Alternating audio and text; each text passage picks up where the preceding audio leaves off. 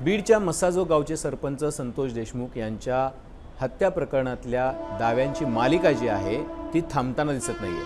आता निलंबित पोलीस अधिकारी रणजित कासले यांनी एक खळबळजनक आरोप केलाय।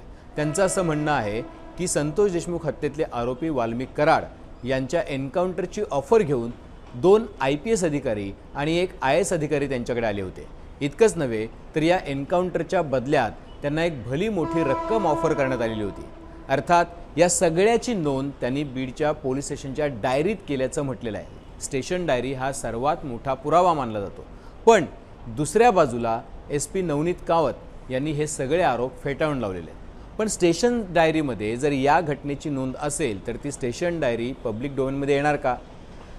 रणजित कासले यांचे दावे जर खरे असतील तर रणजित कासलेंच्या दाव्यानुसार वाल्मिक कराड यांच्या एन्काउंटरमध्ये कोणाला इंटरेस्ट होता, तो एन्काउंटर कोणाला घडवायचा होता, ते 2 अधिकारी कोण होते जी ही ऑफर घेऊन आले होते, या सगळ्या प्रश्नांची उत्तरं मिळणं सुद्धा तितकंच महत्त्वाचं आहे।